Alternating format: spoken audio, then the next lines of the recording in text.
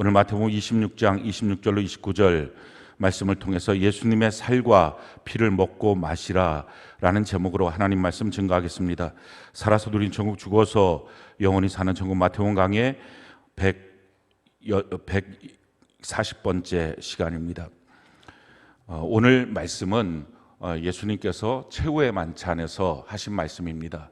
떡을 떼어서 축복기도 하시고, 그리고 나서 이것을 너희가 먹으라 라고 말씀하시고, 또 포도주 잔을 드시고, 그리고 감사 기도를 하시고, 이것을 너희가 다 마시라, 이것은 모든 사람을 향한 죄사함에 흘리는 피, 언약의 피다 라고 말씀하시는 이 내용이 오늘 본문의 말씀입니다. 우리가 아마 교회 생활을 좀 오래 했으면 또 주의 만찬을 통해서도 다 아시는 말씀일 것입니다.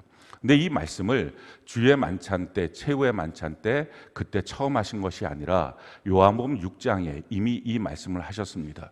요한복음 6장의 배경은 예수님께서 보리떡 5개, 물고기 2마리로 약 2만 명 정도를 먹이는 오병이어의 기적의 사건 이후에 사람들이 다 모여서 우리의 먹을 문제를 해결하셨다는 것 때문에, 경제 문제를 해결하셨다 하는 것 때문에 예수님을 억지로 잡아서 왕으로 세우려고 하실 때 예수님이 그들을 향해서 너희가 먹는 문제가 중요한 게 아니라 영생을 얻어야 된다, 그래서 영원한 천국에 들어가야 된다 하는 말씀을 하십니다. 우리의 인생에 지금 먹고 사는 문제, 그것보다 훨씬 더 중요한 것, 예수님이 지금 하시는 말씀은 영생을 얻어서 영원한 천국에 가야 된다 하는 것입니다.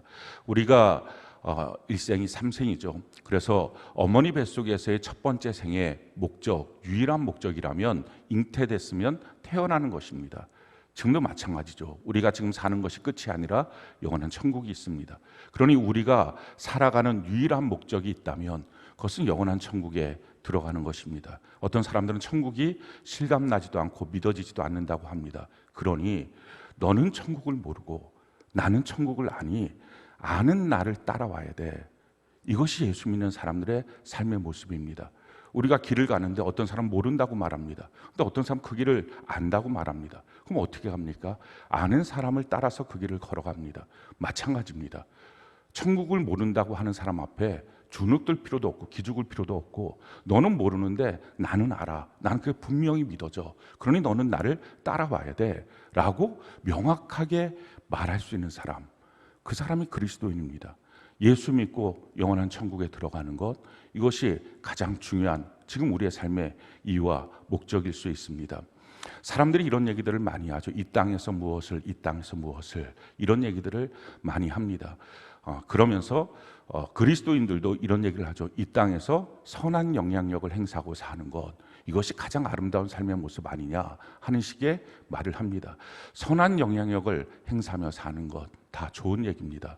근데 문제는요, 그렇게 하는 그 관점이 성경적 인물들도 그렇게 했을까 하는 것을 우리가 한번 묵상해 봐야 합니다. 베드로가 이 땅에서 선한 영향력을 행사하기 위해서 복음을 증거하고 또 교회를 세우고, 사도 바울이 선한 영향력을 이 땅에서 행사하기 위해서 교회를 세우고 성도들에게, 사람들에게 복음을 증거하고 그랬을까요? 전혀 아니었습니다. 그들이 생각했던 것은 오직 천국을 바라본 거예요. 근데 천국을 바라보고 살다 보니까 그 천국이 자기 안에서부터 스며 나오는 것입니다. 천국을 바라보고 살려고 하다 보니까 욕심이 별로 의미가 없는 거예요. 그러니까 욕심을 버리게 되고요. 또 마찬가지로 시기, 질투, 이런 것도 별로 가치가 없게 여겨지는 것입니다. 이거 버리고, 또 자기를 내세우는 것, 자랑, 자만, 이것도 별로 가치가 없고, 또 뿐만 아니라 어떤 열등감에 눌려서 그래서 뭔가 자기의 잘못이 지적될 때마다 발끈하고, 이것도 사실은 천국을 바라보며 살 때 괜히 이게 걸림돌이지 하고 그것을 버리게 되는 것입니다.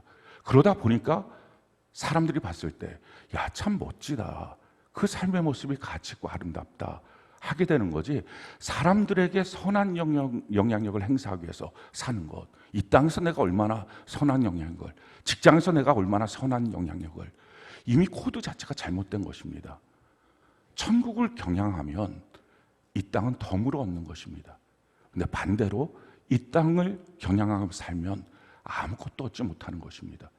오늘날 그리스도인들을 혼동시키는 것, 이 땅에서 근데 그것을 누가 썼는지, 그래서 그게 왜 그 말을 쓰다 보면 우리가 가는 삶의 목적지가 혼동되는지 성경은 우리에게 가르쳐 줍니다. 이 땅에서라고 하는 단어를 썼던 것, 그게 애굽의 바로입니다. 그러니까 지금 우리가 성경을 보면 이 땅의 사탄으로 형상화되어 있는 그 바로가 이 땅이라고 하는 것을 그 단어를 씁니다. 성경이 우리에게 이와 같이 말씀하죠. 출애굽기 8장 25절로 27절 같이 한번 한 목소리 읽어볼까요? 시작.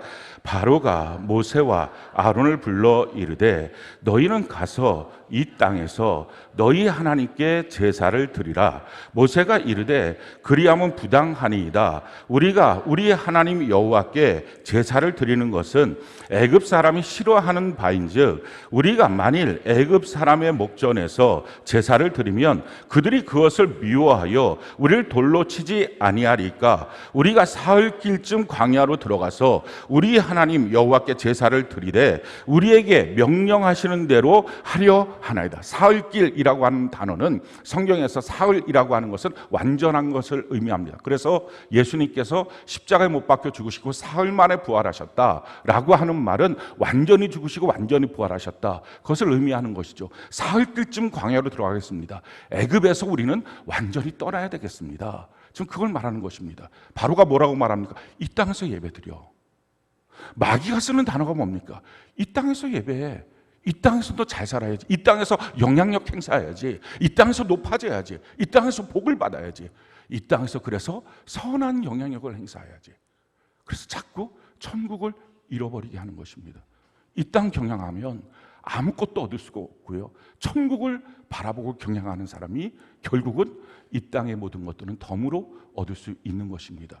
우리 신앙생활을 과연 어떻게 할 것이냐. 예수님이 그러니까 먹을 문제 해결한 일들 때문에 예수님을 왕으로 세우고자 할 때 그게 중요한 게 아니라 너희가 영생을 얻어야 돼.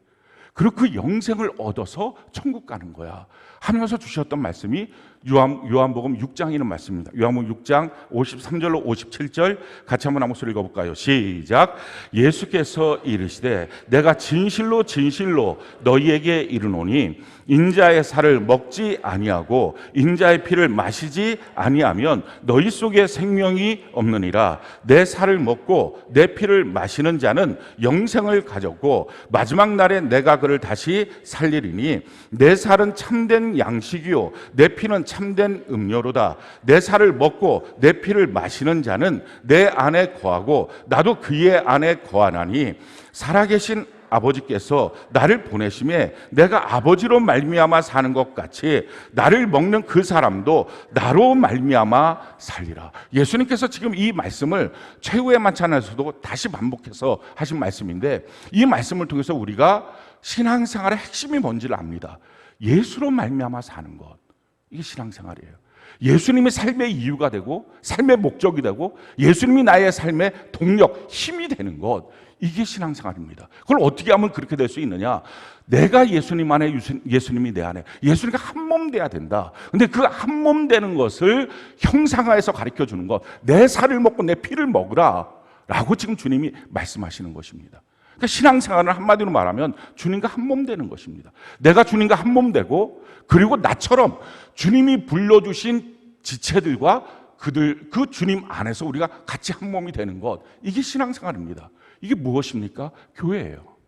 그러니까 교회가 신앙생활의 핵심이고 근본이라고 하는 이유는 그게 예수님이 가르쳐 주신 천국 갈 때 참된 음료, 참된 음식, 그것을 먹으면서 주님과 한 몸 되고 내가 주님 안에, 주님이 내 안에, 그래서 나와 다른 지체도 동일하게 주님과 한 몸 되어 있는 것, 예수님이 머리 되시고 우리 모두가 주님 안에서 한 몸 되는 삶의 모습, 이게 신앙생활입니다. 그러면 음부의 권세가 이기지 못하고 천국 열쇠를 주어서 영원한 천국에 들어가는 구원의 길이 열리고 그리고 모든 것을 충만하게 하는 하나님의 충만함이 있는 것, 이게 바로 신앙생활의 핵심이다라는 것입니다. 자, 그러니까 신앙의 위기는 뭡니까? 주님과의 분리예요. 같은 예배당에 나오고 내가 교회를 다닌다고 하는 이 어떤 형체의 모습이 아니라 정말 나는 참된 교회인가?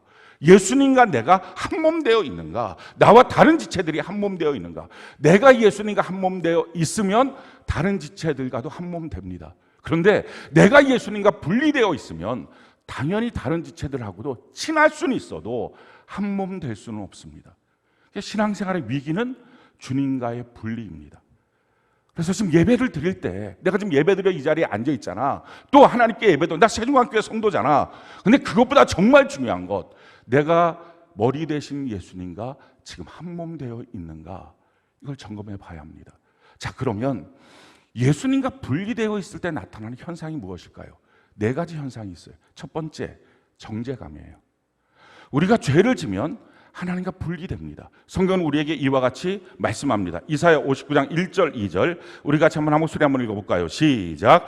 여호와의 손이 짧아 구원하지 못하심도 아니요 귀가 둔하여 듣지 못하심도 아니라 오직 너희 죄악이 너희와 너희 하나님 사이를 갈라놓았고 너희 죄가 그의 얼굴을 가리워서 너희에게서 듣지 않으시게 함이라. 죄가 있으면 하나님과 우리와의 사이가 큰 죄의 담이 생겨서 갈라진다 하는 것입니다. 그래서 주님과 한 몸 되지 못합니다. 그러니까 주님이 한 몸 됨으로 주시는 모든 것들을 다 단절되면 누리지 못합니다. 그럴 때 어떻게 하면 됩니까? 주님이 우리에게 말씀을 주시죠. 책망의 말씀, 훈계의 말씀, 가르침의 말씀을 주십니다. 그럼 그 말씀을 듣고 어떻게 해야 됩니까? 하나님께 나와서 회개하면 됩니다. 그럼 회복이 되는 거예요. 성경이 우리에게 이렇게 말하죠. 요한일서 1장 9절 같이 한번 목소리 읽어볼까요? 시작. 만일 우리가 우리 죄를 자백하면 그는 미쁘시고 의로우사 우리 죄를 사하시며 우리를 그 모든 불의에서 깨끗하게 하실 것이요. 그렇습니다. 주님과 분리되어 있으면 주님께 나가서 주님이 우리에게 먼저 말씀을 주시거든요. 그 말씀 가운데 우리가 깨닫게 되죠. 깨닫게 되면 주님, 내가 잘못했습니다. 자백을 하는 것입니다. 그러면 그 모든 죄를 미쁘시고 의로우사 다 깨끗하게 하시고 주님과 다시 한 몸 되게 만들어 주십니다. 근데 문제는 이거예요. 말씀을 들을 때 그렇게 주님 앞에 회개하고 나가면 되는데 자기가 그 말씀에 눌리는 거예요. 그래서 그 말씀을 들을 때 듣기 싫고 힘들고 도망치고 싶고 숨고 싶고, 이걸 정죄감이라고 말해요. 이게 주님과의 분리의 현상이에요. 말씀을 들을 때 내가 주님 안에 들어가면 그럼 죄와 내가 분리가 되겠죠. 그러니까 죄를 자백하고 죄를 끊어버리고 죄를 짓게 만드는 자아를 찢어버릴 것입니다. 근데 내가 죄와 한 몸이 돼버리니까, 자아와 한 몸이 되니까 말씀하시는 주님으로부터 분리가 됩니다. 그 말씀이 힘들고 어렵고 답답하고 도망치고 싶고 숨고 싶고, 그래서 사람들이 뭐라고 하면 그 누릴 때마다 정죄감을 느낀다. 그 말이 뭐예요? 지금 예수님과 너가 분리되어 있어, 그 말이에요. 자, 예수님과 분리되어 있으면 그럼 문제는 뭐예요? 어떤 문제가 생겨요? 자유함이 없어요. 신앙생활의 가장 중요한 핵심이 자유함, 죄로부터의 자유함, 마귀로부터의 자유함, 세상으로부터의 자유함인데 그게 상실되어 버리는 거예요. 계속 뭔가 눌려 있어요. 성경이 우리에게 이와 같이 말씀합니다. 요한복음 8장 31절로 32절 같이 한번 읽어볼까요? 시작. 그러므로 예수께서 자기를 믿는 유대인들에게 이르시되 너희가 내 말에 거하고 참으로 내 제자가 되면 진리를 알지니 진리가 너희를 자유롭게 하리라. 하나님의 말씀이 우리를 자유롭게 하는 거예요. 근데 정죄감에 눌면 어떡합니까? 말씀으로부터 떠나서 말씀 안 듣는 곳에서 뭔가 편안함을 자꾸 찾으려고 그래요. 그건 성경이 유리방황이라고 말해요. 주님 말씀 안에서 진실한 자유를 누리는 것, 주님 말씀 안에 거하면, 주님 쪽으로 이사를 오면 그 일이 이루어진다 하는 것입니다. 정죄감을 느끼십니까? 그럼 깨달아야 돼요. 아, 내가 주님과 근본적으로 지금 분리되어 있구나. 자, 두 번째, 주님과 분리되어 있으면 나타나는 현상, 무관심이에요. 관심이 없어요. 성경이 우리에게 이렇게 말합니다. 고린도전서 2장 14절 우리 같이 한번 읽어볼까요? 시작. 육에 속한 사람은 하나님의 성령의 일들을 받지 아니하나니 이는 그에게는 어리석게 보임이요 또 그는 그것들을 알 수도 없나니 그러한 일은 영적으로 분별되기 때문이라. 하나님의 일들에 대해서 어리석게 보입니다. 그렇게 열심을 내는 사람들 어리석게 보입니다. 왜 저렇게 하고 살아? 왜 이렇게 힘들게 살아? 이해할 수가 없습니다. 자, 이것이 모든 세상 사람들이 이렇게 삽니다. 그러니까 전도하는 일을 보면서 아이 젊은 사람들이 돈 벌고 다녀야지 뭘 전도하고 다녀. 오늘 이렇게 전도하고 다니면 그런 얘기를 듣습니다. 그러니까 다 사람들이 그걸 무가치하고 무의미하게 주일날 예배드리러 나오면 아, 왜 이렇게 놀지도 못해, 그렇게 말합니다. 우리가 다 세상에 살 때 그렇게 살았습니다. 그런데 예수를 믿고 예배드림의 가치, 주님을 섬기는 가치를 발견했습니다. 그렇게 하고 너무 즐겁고 행복하게 살다가 어느 날부턴가 주님의 일이 점점 무관심해집니다. 주님의 교회의 일이 점점 무관심해집니다. 자, 이런 현상이 왜 일어났을까요? 성경이 우리에게 이렇게 말하죠. 요한 1서 2장 15절 같이 한번 읽어볼까요? 시작. 이 세상이나 세상에 있는 것들을 사랑하지 말라. 누구든지 세상을 사랑하면 아버지의 사랑이 그 안에 있지 아니하니. 하나님의 사랑을 못 느껴서 그런 거예요. 그러니까 무관심해지는 거예요. 근데 하나님의 사랑을 못 느끼는 이유는 내가 먼저 세상 사랑으로 내 마음을 채웠기 때문입니다. 그러니까 하나님의 사랑이 없어져 버린 거예요. 자, 이것에 대한 가장 큰 문제점이 뭡니까? 그렇게 무관심해지면 자꾸 주님을 내 삶의 영역에서, 내 마음에서 내가 스스로 쫓아냅니다. 그게 무관심의 가장 큰 문제예요. 성경이 우리에게 이렇게 말하죠. 요한계시록 3장 17절로 20절 같이 한번 읽어볼까요? 시작. 내가 말하기를 나는 부자라 부유하여 부족한 것이 없다 하나 내 곤고한 것과 가련한 것과 가난한 것과 눈먼 것과 벌거벗은 것을 알지 못하는도다. 내가 너를 권하노니 내게서 불로 연단한 금을 사서 부유하게 하고 흰옷을 사서 입어 벌거벗은 수치를 보이지 않게 하고 안약을 사서 눈에 발라 보게 하라. 무릇 내가 사랑하는 자를 책망하여 징계하노니 그러므로 내가 열심을 내라 회개하라. 볼지어다 내가 문 밖에 서서 두드리노니 누구든지 내 음성을 듣고 문을 열면 내가 그에게로 들어가 그와 더불어 먹고 그는 나와 더불어 먹으리라. 주님을 문 밖에 두는 것입니다. 내 삶의 영역에서 내 마음에서 자꾸 주님을 몰아내는 것입니다.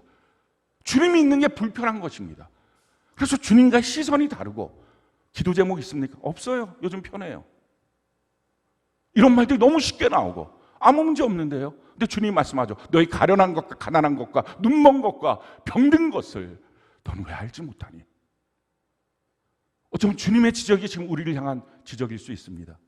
그러니까 문제는 지금 자꾸 주님을 내 마음에서 몰아내는 모습. 그래서 나타나는 결론이 뭐예요? 주님이 나와 더불어 먹고 마시는 그 풍성함을 잃어버린 거예요. 신앙생활 하면서 영육 간의 풍성함이 없어요. 뭔가 항상 허덕거려요. 뭔가 항상 부족해요. 여호와가 나의 목자가 되신 내가 부족함이 없습니다. 다윗이 고백을 했는데 그 고백이 안 나오는 거예요. 뭔가 항상 부족하고 아쉽고 힘들고. 왜? 주님을 내가 몰아내서 주님에 대한 무관심. 회복의 방법을 주님 말씀하죠. 이렇게 말씀하죠. 무릇 내가 사랑하는 자를 책망하여 징계하노니 그러므로 내가 열심을 내라 회개하라. 의도적인 열심을 내셔야 합니다. 예배 시간에 늦는 것이 자기의 습관이 되면 안 됩니다. 여러분들이 찬양 시간은 그냥 준비하는 시간인 줄 압니다. 그래서 찬양 시간에 들어오는 것이 전혀 자기 스스로에 대해서 문제의식을 못 느낍니다.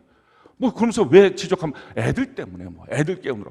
아니, 최소한 10시보다 아이들 학교는 훨씬 더 빠르잖아요. 날마다 지각시킵니까? 아니잖아요. 그러니까 어떻게 아이들에 대해서 이 마음을 주고 같이 예배드리는 것, 먼저 와서 기도하고 그 가치를 아는 것, 그게 마음속에 아직 일어나지 않아도 의도적인 열심을 내라 하는 것입니다. 예배뿐만 아니라 전도하는 것, 기도하는 것, 내 삶에는 모든 것, 큐티하는 것 다 의도적인 열심을 내는 것. 회개하라, 열심 내라. 그러면 내가 너와 더불어 먹을 것이다. 회복이 되는 것. 무관심의 문제가 처리되고 주님과 내가 한 몸 될 수 있는 삶의 모습이 되는 것입니다. 세 번째, 우리가 주님과 분리되면 나타나는 현상, 그것은 기쁨이 없습니다. 주님 우리에게 말씀하죠. 항상 기뻐하라. 주 안에서 기뻐하라. 내가 다시 말하는 기뻐하라. 기독교의 핵심은 기쁨이에요. 기쁨. 마음속에 근원적인 기쁨이 있어요. 근데 그 기쁨이 어디서부터 옵니까? 자기에게 어떤 좋은 일이 생겨서가 아니라 기쁨을 공급하시는 예수님이 있어서 기쁜 거예요. 성경이 우리에게 이렇게 말하죠. 요한복음 15장 9절로 11절 같이 한번 읽어볼까요? 시작. 아버지께서 나를 사랑하신 것 같이 나도 너희를 사랑하였으니 나의 사랑 안에 거하라. 내가 아버지의 계명을 지켜 그의 사랑 안에 거하는 것 같이 너희도 내 계명을 지키면 내 사랑 안에 거하리라. 내가 이것을 너희에게 이름은 내 기쁨이 너희 안에 있어 너희 기쁨을 충만하게 하려 함이라. 주님의 기쁨이 들어오기 전까지 우리의 마음은 충만한 기쁨은 없습니다. 근데 그 주님의 마음, 주님의 기쁨을 내 안에 주시는 방법이 뭡니까? 너희가 나의 계명을 지키면 기쁠 것이다. 그럼 신앙생활 하면서 내가 한 가지 주의 말씀을 이루어가는 것입니다. 그럼 너무 행복해요. 너무 기뻐요. 근데 그것을 자꾸 안 해요. 그러면 그 기쁨이 없어요. 교회 생활을 해도 기쁨이 없어요. 기껏 해봤자 뭐 회사에서 월급 좀 올라가면 기쁘고, 그 월급 올라가면 기쁜 거 몇 달 동안 기쁩니까? 옷 한 벌 사면 기쁘고 며칠 갑니까? 집 한 번 사면 기쁘고 몇 달 갑니까? 뭐가 좋은 일 하나 생겼어요. 그럼 그 좋은 일보다 더 큰 슬픔의 일이 생기면 금방 바로 가장 고통스러운 날이 되지 않습니까? 그런 기쁨 말고 주님이 내 안에서 나의 기쁨을 충만하게 채워주시는 것, 주님의 계명을 지키는 것. 그런데 그 계명을 못 지켜요. 왜 못 지킵니까? 바쁘다고, 급하다고, 내게 지금 더 중요한 일이 있다고. 결국 이건 뭐예요? 우선순위의 문제예요. 내가 주님이 먼저입니다 할 때부터 영원한 기쁨, 즐거움이 우리의 마음속에 들어옵니다. 성경은 우리에게 이렇게 말해요. 시편 16편 8절로 11절. 우리가 같이 한번 한 목소리 한번 읽어볼까요? 시작. 내가 여호와를 항상 내 앞에 모심이요 그가 나의 오른쪽에 계심으로 내가 흔들리지 아니하리로다. 이러므로 나의 마음이 기쁘고 나의 영도 즐거워하며 내 육체도 안전히 살리니 이는 주께서 내 영혼을 소홀해 버리지 아니하시며 주의 거룩한 자를 멸망시키지 않으실 것임이니이다. 주께서 생명의 길을 내게 보이시리니 주의 앞에는 충만한 기쁨이 있고 주의 오른쪽에는 영원한 즐거움이 있나이다. 충만한 기쁨, 영원한 즐거움, 이게 주님이 주시는 거거든요. 근데 그것이 한 번도 신앙생활하면서 못 느껴봤다면 묻고 싶어요. 정말 예수님 믿습니까? 그 안 믿은 사람이에요. 성경이 자기 안에 이루어지지 않았는데 다 듣는 말일 뿐인데 아니잖아요. 근데 왜 이런 문제가 생겨요? 하나님을 앞에 모시지 않으니까. 왜 하나님을 앞에 모시지 않아요? 주님과의 분리 현상이에요. 앞에 모셔야 될 이유와 가치를 자기 삶 속에 사실은 잘 못 느끼고 있는 것입니다. 네 번째, 주님과의 분리 현상이 나타나면 우리에게 나타나는 현상, 그것은 열매가 없어요. 성경은 우리에게 이와 같이 말씀합니다. 요한복음 15장 4절로 5절 같이 한번 읽어볼까요? 시작. 내 안에 거하라. 나도 너희 안에 거하리라. 가지가 포도나무에 붙어있지 아니하면 스스로 열매를 맺을 수 없음 같이 너희도 내 안에 있지 아니하면 그러하리라. 나는 포도나무요 너희는 가지라. 그가 내 안에 내가 그 안에 거하면 사람이 열매를 많이 맺나니 나를 떠나서는 너희가 아무것도 할 수 주님 안에 거할 때 열매를 많이 맺게 된다 하는 것입니다. 열매가 뭡니까? 나 때문에 변화된 영혼이에요. 신앙생활하면서 나로 말미암아서 변화된 영혼들 당연히 있어야 됩니다. 그게 살아있다는 증거물이에요. 근데 이게 어떻게 생깁니까?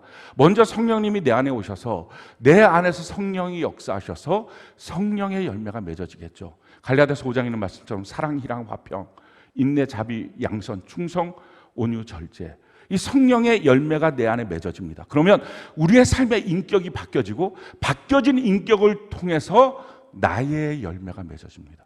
내 주변 사람들에게 복음을 증거하고 나로 말미암아 바뀌어지는 영혼들. 근데 예수님 밖에 있으면 열매가 없어요. 예수님 안에 있어야만 열매가 있어요. 가장 가까운 사람들 안에서 과연 나의 열매들이 맺어지고 있는지 한번 점검해 봐야 합니다. 우리 인생에 대한 생각의 틀을 좀 바꿔야 돼요. 성경이 우리에게 이렇게 말해요. 고린도서 5장 15절 같이 한번 읽어볼까요? 시작. 그가 모든 사람을 대신하여 죽으심은 살아있는 자들로 하여금 다시는 그들 자신을 위하여 살지 않고 오직 그들을 대신하여 죽었다가 다시 살아나시는 이를 위하여 살게 하려 하심이라. 우리 예수를 위해서 사는 것입니다. 그럼 예수님은 우리를 위해서 살아가십니다. 먼저 그 나라와 그를 구하면 하나님이 내 삶의 모든 것들을 주십니다. 축복의 선순환이 이루어지죠.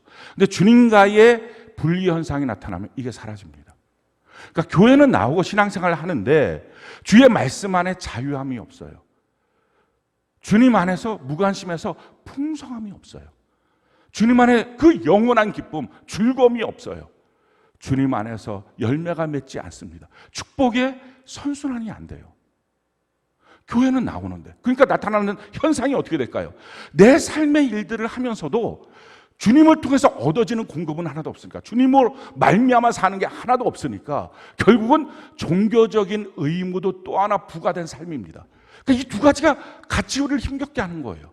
그러다 보니까 사람이 이 땅을 살아가면서 주님으로부터 부과된 종교적 의미를 자꾸 그 의무를 줄여나가기를 원합니다. 왜? 이게 자꾸 힘겨우니까. 세상 사는데 이것까지 한다는 게 더 부담스러우니까. 그래서 자꾸 줄여나가다가 뭘 더 하라고 하는 주의 말씀이 있으면 분노가 확 일어납니다. 완전히 주님으로부터의 분리현상. 신앙생활을 어떻게 해야 돼요? 우리 삶에 주어진 여러 가지 과제나 일들 때문에 어렵고 힘든 문제가 있습니다. 근데 그것이 주님으로부터 공급받음으로, 주님이 나의 힘이 되심으로, 주님이 내 삶의 이유와 목적이 되심으로 그 모든 것이 다 세상살이가 덮어져 버립니다. 그러니까 천국을 향하여 기쁨으로 가는 거예요. 이게 기독교인의 삶이에요. 그걸 경험하고 사는 것입니다. 이제 우리가 우리 자신을 한번 진단해 봤으면, 만약에 지금 이와 같은 문제점이 우리의 삶에 나타나고 있는 문제라면 주님께로 돌아가서 주님과 한몸 되는 삶, 진짜 교회됨의 삶, 그걸 누려야 합니다. 교회 나오는 것 아니고요, 자기가 정말 교회됨이 있어야 돼요. 주님과 한몸 되어 있는 삶, 어떻게 할까요? 제가 지금 방법론을 가르쳐 드리려고 그래요. 그런데 방법론이 중요한 게 아니라 마음이 중요해요. 마음이, 내가 지금 주님과 분리되어 있구나, 그래서 이런 문제가 생기는 거구나, 내가 주님과 한몸 돼야 되겠구나 하는 자기 마음의 진실한 고백, 자기 마음을 바꾸는 그 마음, 이게 필요합니다. 그래야 지금부터 말씀드리는 이 방법론이 의미가 있어요. 그냥 방법론 몇 가지 알고 있는 지식이 자기를 바꾸지 못해요. 자, 첫 번째는요, 말씀부터 시작합시다. 말씀을 먹어야 돼요. 성경이 우리에게 이렇게 말씀을 합니다. 요한계시록 10장 9절로 11절 같이 한번 읽어볼까요? 시작. 내가 천사에게 나아가 작은 두루마리를 달라 한즉 천사가 이르되 갖다 먹어버리라. 내 배에는 쓰나 너희 입에는 꿀같이 달리라 하거늘 내가 천사의 손에서 작은 두루마리를 갖다 먹어버리니 내 입에는 꿀같이 다나 먹은 후에 내 배에는 쓰게 되리라. 그가 내게 말하기를 내가 많은 백성과 나라와 방언과 임금에게 다시 예언하여야 하리라 하니라. 주의 말씀은 그냥 듣고 있는 지식이 아니라 먹어야 됩니다. 내 삶의 양식이에요. 우리가 밥을 먹습니다. 그러다가 하루에 뭔가 열심히 일하다가 허기가 져요. 그럼 어떻게 하죠? 제일 처음에 떠오르는 것, 내가 오늘 아침 뭐 먹었지? 마찬가지죠. 내 마음이 곤고해져요. 오늘 아침 큐티 말씀이 뭐였지? 이번 주 말씀이 뭐였지? 올해 말씀은 뭐였지? 그 말씀을 먹는 사람이에요. 그 다음에 배고픈데 먹어야 되겠다. 다시 말씀 한번 봐야지. 말씀 들어야지. 그 말씀 먹고 사는 사람입니다. 말씀이 힘이 되는 사람. 그렇게 말씀이 단순한 지식이 아니라 말씀이 힘이 되기 시작할 때부터 내가 주님 안으로 들어가기 시작해요. 두 번째는요, 우리가 예수 체질로 바뀌어야 돼요. 말씀의 체질로 바뀌어야 돼요. 그게 체질로 안 바뀌니까 자꾸 주님과 우리 사이에 틈이 벌어지게 만드는 것입니다. 성경은 우리에게 이렇게 말해요. 로마서 13장 14절 같이 한번 읽어볼까요? 시작. 오직 주 예수 그리스도로 옷 입고 정욕을 위하여 육신의 일을 도모하지 마라. 예수로 옷 입어라. 예수 체질로 바뀌어야 된다. 지금 그 말씀을 하시는 거죠. 우리가 성경에 있는 말씀 그대로의 체질로 바뀌어야 됩니다. 말씀은 있는데 나는 따로 가는, 그게 자꾸 걸림돌이 돼서 주님과 분리되는 것입니다. 뭐 몇 가지만 제가 한번 예를 들어볼게요. 첫 번째, 마가복음 6장 6절 같이 한번 읽어볼까요? 시작. 그들이 믿지 않음을 이상히 여기셨더라. 자, 예수님이 어떻게 합니까? 믿지 않는 사람들 향해서 이상하게 여겼어요. 자, 여러분들은 뭐가 이상해요? 잘 믿는 사람이 이상해요? 안 믿는 사람이 이상해요? 잘 믿는 사람한테 동의가 돼요? 안 믿는 사람한테 동의가 돼요? 만약에 안 믿는 게 그럴 수 있지, 그럼 뭐 안 믿을 수 있지 라고 하면 그게 주님과 틈 벌어진 거예요. 주님은 어떻게 했어요? 안 믿는 게 너무 이상했어. 어떻게 안 믿지? 우리가 한번 논리적으로 생각을 해봅시다. 우리가 믿고 있는 분이 누구예요? 하나님이에요. 전지전능 창조주, 통치자, 심판주가 되시는 하나님이에요. 자, 그렇다면 그 하나님이 하시는 모든 말씀, 이해되지 않는 말씀이 있어요? 홍해 건너라. 오, 하나님 명령이지만 내가 이해가 안 돼. 아들 갖다 바쳐라. 아브라함한테. 하나님이지만 이해가 안 돼. 죽은 자 살아나라. 하나님이지만 이해가 안 돼. 이게 말이 됩니까? 그분이 전능, 전지, 창조주, 통치자, 심판주. 그분인데 그분이 하시는 말씀이 어떻게 이해가 안 돼요? 그럼 둘 중에 하나 선택하셔야 돼요. 하나님을 믿든지 아니면 하나님을 안 믿든지. 근데 우리가 뭐라고 말해? 나 하나님을 믿지만 성경에 있는 말씀 전체가 이해되는 건 아니야. 하나님을 안 믿는 거예요. 자기가 믿고 있는 하나님을 하나님으로 믿고 있지 않기 때문에 자기 마음대로 믿으니까, 금송아지처럼 하나님을 믿으니까 자기는 안 믿는 게 있다고 말합니다. 그분이 정말 전능하신 하나님이면 그분이 하시는 말씀이 뭐가 이해가 안 돼요? 또 우리가 성경을 보면 성경하고 다른 것들이 좀 있어요. 이런 표현들이 있습니다. 예레미야 23장 33절 36절 우리 같이 한번 목소리 읽어볼까요? 시작. 이 백성 가운데 어느 한 사람이나 예언자나 제사장이 너에게 와서 부담이 되는 주님의 말씀이 있느냐고 묻거든 너는 그들에게 대답하여라. 부담이 되는 주님의 말씀이라고 하였느냐? 나 주가 말한다. 너희가 바로 나에게 부담이 된다. 그래서 내가 이제 너희를 버리겠다 말하였다고 하여라. 부담이 되는 주님의 말씀이라는 표현을 너희가 다시는 써서는 안 된다. 누구든지 그런 말을 쓰는 사람에게는 그 말이 그에게 정말 부담이 될 것이라고 하여라. 그렇게 말하는 것은 살아계신 하나님, 우리의 하나님, 만군의 주의 말씀을 왜곡하는 것이기 때문이라고 말하여라. 신앙생활하면서 이런 표현들 많이 써요. 부담되네. 아니, 하나님을 믿는데 뭐가 부담돼요? 주님 말씀하시는 거예요. 너 부담된다고 말하니? 아니, 너가 나한테 부담돼. 그래서 내가 너 버릴 거야. 너 부담된다고 말하니? 그럼 너 평생 그 말씀 너한테 부담될 거야. 그런 사람이 어떻게 천국을 가겠어요? 그러니까 우리 안에 있는 이 근본적인 내 중심의 신앙생활, 이게 주님과 우리 사이에 틈을 자꾸 버려놓는 것입니다. 이런 것들 뽑아내야 돼요. 예수 체질, 말씀 체질로 바뀌어야 합니다. 신앙생활하면서 자꾸 원망 불평이 터져나오는 사람들이 있어요. 그게 왜 그래요? 내가 중심이 되니까, 내가 옳다고 생각하니까. 성경이 우리에게 이렇게 말합니다. 로마서 2장 5절 같이 한번 목소리 읽어볼까요? 시작. 다만 내 고집과 회개하지 아니하는 마음을 따라 진노의 날 곧 하나님의 의로우신 심판이 나타나는 그날에 이 말 진노를 내 귀에 쌓는 듯. 고집, 회개치 않은 마음, 그건 뭡니까? 내가 옳다고 생각하는 거예요. 내가 옳은 것 아니야? 주님 말씀하죠. 자기 부인하고 자기 십자가 지고 나를 따르라. 그러니까 말씀과 자꾸 어긋나니까 주님과의 분리현상이 나오는 거예요. 말씀 체질로, 예수 체질로 바뀌는 것입니다. 교회 나오는 이유가 뭐예요? 성경 읽는 이유가 뭐예요? 내 생각 버리고 말씀 체질, 예수 체질로 바꾸기 위함입니다. 그래야 주님과의 한몸됨을 유지할 수 있어요. 세 번째, 보다 좀 적극적인 부분입니다. 성경이 우리에게 이렇게 말해요. 에베소 5장 10절 우리 같이 한번 목소리 읽어볼까요? 시작. 주님께서 기뻐하시는 일이 무엇인지 분별하십시오. 우리의 삶의 모든 영역에서 주님 뭘 기뻐하실까? 좀 더 적극적으로 주님께 더 가까이 가는 거죠. 그래서 자꾸 주님 쪽에 붙어 있는 것입니다. 무엇을 주님이 기뻐하십니까? 에베소 5장 9절 같이 한번 읽어볼까요? 시작. 빛의 열매는 모든 착함과 의로움과 진실함에 있느니라.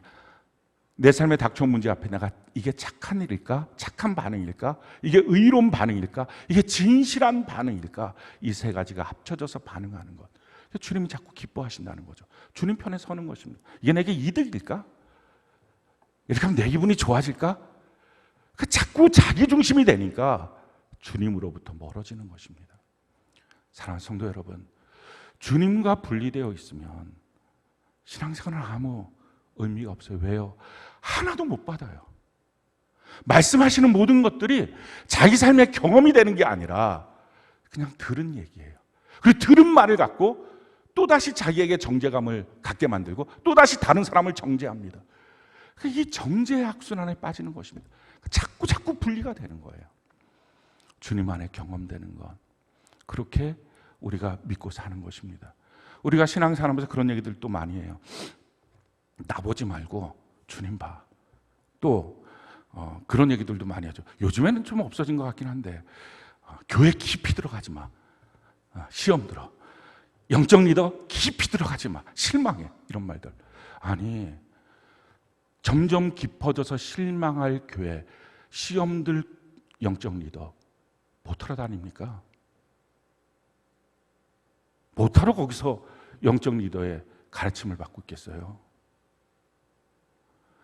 우리가 예수님 깊이 만나면 시험 들어, 실망해. 그럼 천국 가는 사람이 제일 실망하는 거예요. 제일 시험 드는 거예요. 야, 가면 안 되겠다. 거기는 아주 그냥 주님과 근접하게 했으니 영원히 시험 드는 인생이네. 그거 아니잖아요. 우리가 갖고 있는 말씀 체질이 아니고, 우리가 갖고 있는 주님과 자꾸 분리되는 현상들, 그걸 고착화시키는 우리의 생각과 우리의 마음들 자꾸 발견해내야 돼요. 사랑하는 성도 여러분, 주님과 한 몸 되어 있을 때 그 주님으로부터 다 공급받는 거예요. 자유도, 또 그 풍성함도, 그 기쁨도, 그 영원한 즐거움도, 주님 안에서 축복의 선순환도, 내 삶의 열매도 주님이 다 공급해 주시는 거예요. 우리로서 할 수 있는 게 없죠.